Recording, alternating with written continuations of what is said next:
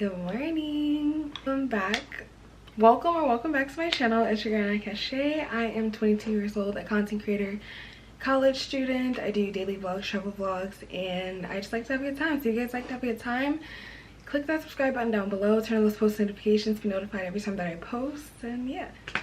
So today I thought, since we're on the precipice of June, which is halfway through the year, I would do my current reads, my TBR or my to be read, and like all the books that I've read so far, which I'm really surprised at. Like, low-key, I assumed I was gonna read like 9 books this year. I'm already at 8 and we're not even in June yet. So I'm really proud of myself that I've gotten back into my reading grind, because I used to read a lot as a kid and now it feels like I barely read at all because you don't have time for it. But thankfully this semester has been a little bit more gracious to me and allowed me a little bit more time to read. So I don't want to take up too much of your time. Let's get into it. These are all the books that I read so far that I'm currently reading, plus another one that I did an audiobook on, but let's get into it. First, I'm gonna start off with my mangas, because I started the year off with these. They were super easy to read. I definitely think if you want to beef up your like reading for the year, you should add some mangas in there, some graphic novels, just to have some quick reads, because sometimes you don't always want to read a 200, 300, 400 page book. But I read Hunter x Hunter. This is volume 1. This is by Yoshihiro Togashi. Hopefully I said that right. And I don't want to do these injustice, so I don't know if I should like tell you guys what it's about. Like, I feel like if you look online and look at the synopsis, that's better. But if you watch the anime, you know, like, it follows Gon Freaks and he's a hunter, and it follows all his little adventures, and it's super fun. You like get super attached to all the side characters and main characters, obviously. But I don't know, it's like a quick read, and I do think I want to pick up where the actual anime ends, because that makes more sense, because they read how they watch, so it'll make a lot more sense to pick up where the anime left off, if you get my drift. Next, we have Naruto by Masashi Kishimoto. I hope I said that right. And this was great. You know, it was beautiful. It read just like how the anime watches. I don't want to get into the synopsis because I don't want to do it injustice, but if you know, you know, Naruto, he has the 9-tailed fox spirit inside of him, and it goes through how he's balancing that, and like, I don't know, it's just like, it almost gives like his coming of age story, which it is pretty much, and like all the adventures he goes through and all the hardships that one will go through when they're going through puberty, especially without your parents. It's super like sentimental, super sweet, and I love Naruto's energy. He gives like good morality, like he gives super good guide for children to look up to. So it's a great anime to watch and great manga to read. The Ballad of Songbirds and Snakes. This is by Suzanne Collins. This is a part of the Hunger Games series.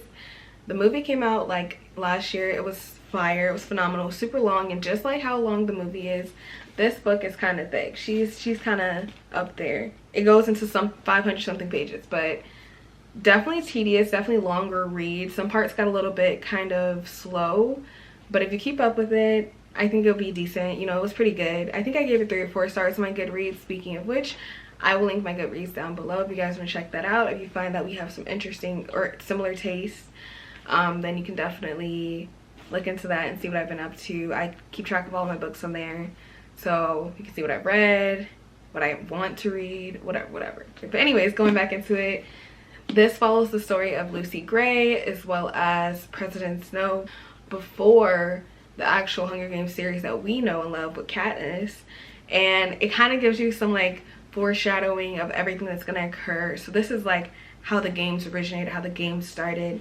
and it's kind of gritty and very like gruesome in some areas. Like, there was a part where it was talking about bodies being in the streets. Like, it gets down, but like it's still really good, and it talks a lot about like how everything got started, and I really like that. So if you are a huge Hunger Games fan, you probably like this. So yeah. Next, we have Happily Ever Afters by Elise Bryant. I don't know why I randomly read this. I think I saw it and I liked the synopsis on Goodreads, so I added it to my like wanna read, and then I was looking for like a lovey-dovey kind of story, so I decided to go with this one. I'm gonna read you the actual synopsis. 16-year-old Tessa Johnson has never felt like the protagonist in her own life. She rarely seen herself reflect in the pages of the romance novels she loves. The only place she's a true leading lady is in her own writing, and the swoony love story she shares only with Caroline, her best friend. When Tess is accepted into the writing program of a prestigious art school, she's excited to finally let her story shine. But when she goes to her first workshop, the words are gone. Fortunately, Caroline has a solution. Tessa just needs to find some inspiration in a real-life love story of her own. And she's ready with a list of romance novel-inspired steps to a happily ever after. Nico, the brooding artist who looks like he walked out of one of Tessa's stories, is cast as the perfect Prince Charming. But as Tessa checks off each item on the list, she gets further away from herself. She risks losing everything she cares about, including the surprising bond she develops with Sweet Sam, who lives across the street. She's on her way to having her own real-life love story, but is it the one she wants after all? So it is a love story, and it's based on like this girl who's still in high school, but she's going to this prestigious high school. And I feel like I resonated with this because I went to an art school that you had to audition to get into, and I also ended up going to a writing program a couple of years back for like 3 or 4 days, and it kind of gives like she's at the writing program that I went to, because the color scheme of the place is the same, the idea is the same, and I thought that was really cool.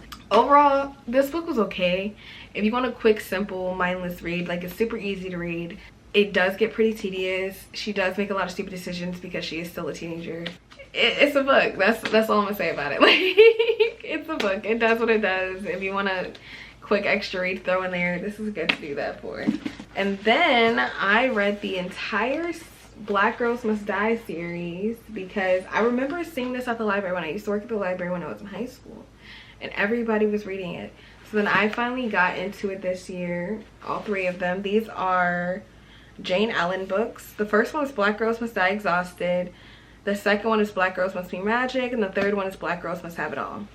So this follows Tabitha Walker. She is like, I think she's like in her 30s. She's a 30-something black woman, and she works at KBTV, which is a news station, and she's just kind of navigating life as a, she's not single, as an independent black woman though, because her relationship with her boyfriend is kind of rocky, but it does navigate fertility issues. It tackles that, and like black women in the medical industry having to advocate for themselves. It tackles relationships with your friends and romantic relationships as a black woman. Like, I think it's really good to read these books because I do think it provides a little bit more perspective on what we go through, and it makes you feel like you're not alone in everything.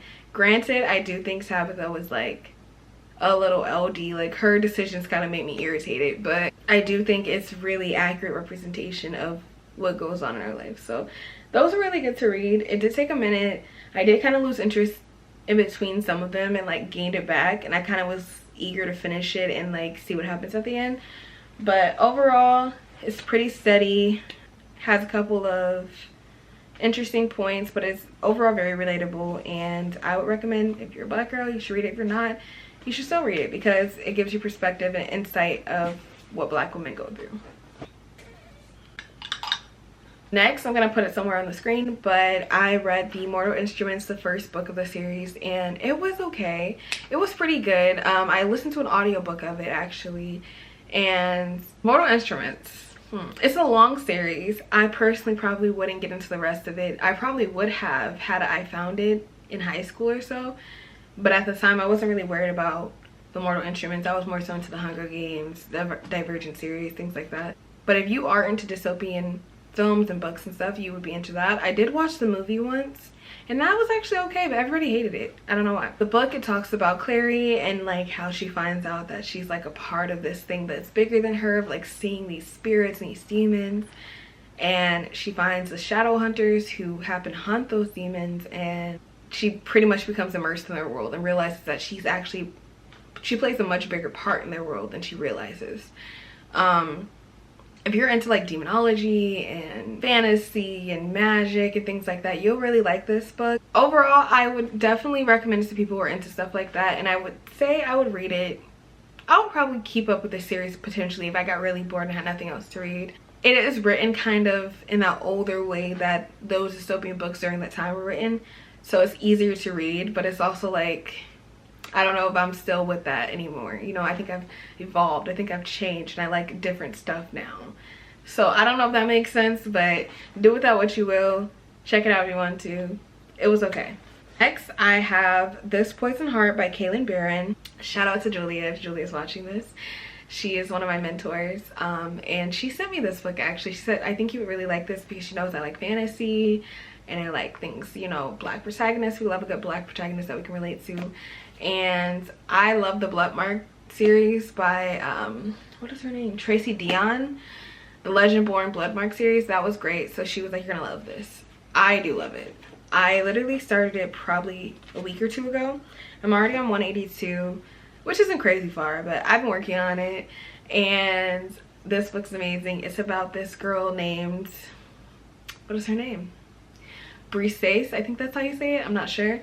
But Briseis, she has these powers where she's able to grow plants and flowers and different things. So basically manipulate different plant life. And her parents, which she has two moms, they own a flower shop in Brooklyn, and she helps out when she can, but she gets really overwhelmed, but she does help out. So she tries to kind of keep it low profile. But basically because of her gift, she's unable to really have a super normal life. Like when she passes by trees, they bend towards her. Don't know what happens. Anyways, plants just like kind of like are drawn to her. So she hasn't really had a normal life or any good friends.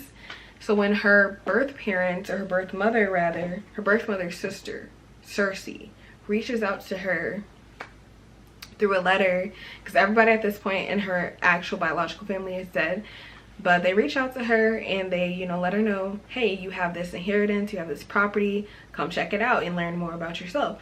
So she goes there and she goes on a quest to finding out who she is, what are these powers, why does she have them, and makes new friends along the way. She's a part of this new town called Rhinebeck. It's super quaint, super cute, with small shops, and like her family used to own an apothecary and it used to be a really vital part of the community. So she's trying to restart that. So far that's where I'm at in the book. It's super good. Honestly, it's one of those books that I look forward to reading every single night. Like every day I'm like, when can I get some reading time in, because this book is that good. This book is so good. This is the first really good book I found in a while.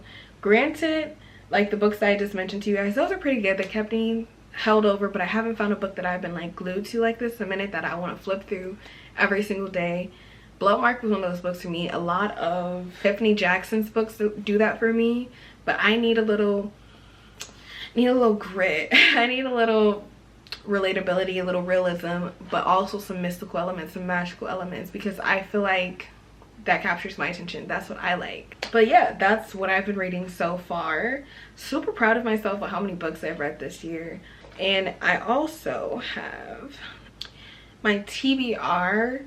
I have like 50 something books I might want to read on Goodreads, but I have 2 books on the way that I'm going to read next, and it's going to be the sequel to This Poison Heart, obviously. And then I ordered Delicious Monsters by Lizelle Sambury, and this has a 4.07 rating on Goodreads. I'm just gonna read you the synopsis that's on the Goodreads website. The Haunting of Hill House meets Sadie in this evocative and mind-bending psychological thriller following 2 teen girls navigating the treacherous past of a mysterious mansion 10 years apart. This sounds amazing. This sounds phenomenal. We love a good, first and foremost, I'm a Haunting of Hill House fan. When I read that synopsis, I said I actually have to have it, like immediately. Even though it's not spooky season, I need to bring a little bit of spooky season to the summer because I'm a fall baby. Like, I love the fall. Granted, I'm a Pisces. I was born in March, but I love the fall. I love the chilly weather. I love the crunchy leaves, and that's gonna give me fall vibes. Super scary. I love scary stuff, so I'm super excited for that to come in the mail. I ordered it from Thrift Books like probably 5 days ago, so it's not here yet. Also, check out Thrift Books. This is not sponsored, of course, but Thrift Books, I think I brought them up before, is a website that I get my books from, and you can get new books, you can get used books, and they cost a fraction of the price. That's pretty much it. Like, anyways, that concludes everything that I've read in the past almost 6 months. That's our semi-annual reading list, TBR, you know. So that's all things books. I'll probably do another one of these at the end of the year. We'll see. But I was running out of content ideas, and I was like, you know what, let's throw a book video up there. So I'm gonna go put all my little books back, their little cubbies. I will see you guys in the next video. Love you. Bye.